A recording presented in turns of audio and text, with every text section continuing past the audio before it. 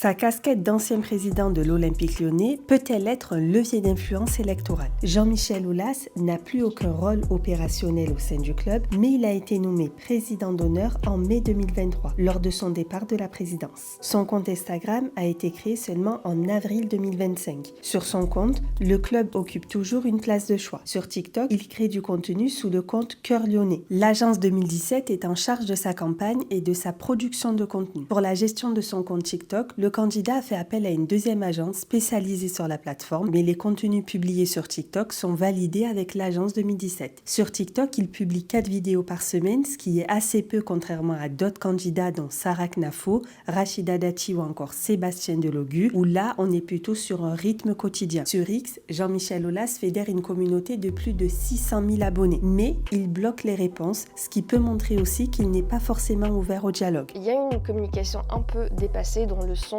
où les plateformes comme TikTok et Instagram ont un peu été délaissées, n'ont pas été assez investies et donc ont été un peu sous-estimées. Jean-Michel Aulas dispose d'une très grande notoriété et il n'hésite pas d'en jouer. C'est pour ça que sa stratégie digitale était assez safe, c'est-à-dire sans grande prise de risque, mais il n'y a aucune stratégie de communication où il n'y a aucun risque. Donc on voit qu'il y a une communication pour conserver l'avantage. Il applique la stratégie du top-down qu'au lieu du bottom-up. Il rejette complètement la méthode Mamdani, c'est-à-dire d'aller à la rencontre des différentes personnes, des différents électeurs sur le terrain. On le connaît en tant que gérant, entrepreneur, président à succès et il privilégie ses partenaires des terrains là où il est déjà à l'aise, contrairement à d'autres candidats. Et là, je fais référence par exemple à Sarah Knafo à Paris ou Sébastien Delogu à Marseille, qui eux vraiment utilisent les réseaux et donc essayent de s'inspirer de la méthode Mamdani,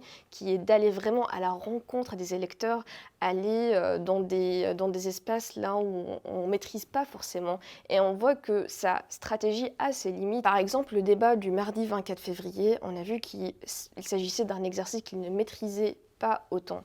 Et quand il a été confronté par ses adversaires avec certaines contradictions, on voit que sa notoriété n'a pas pu le sauver dans ce cas-là et même ces éléments de langage avaient leurs limites. Les terrains là où il est à l'aise, Jean-Michel Aulas n'hésite pas d'avoir un discours un peu plus tranché, c'est-à-dire de l'écolo-bashing face à son adversaire Grégory Doucet. Ses thèmes de campagne, l'insécurité, la propreté, la circulation et le commerce. Mais face aux journalistes, ils ne semblent pas tous les maîtriser. Interrogé récemment sur le prix d'un abonnement mensuel de transport dans l'agglomération lyonnaise, Jean-Michel Aulas s'est trompé d'une vingtaine d'euros.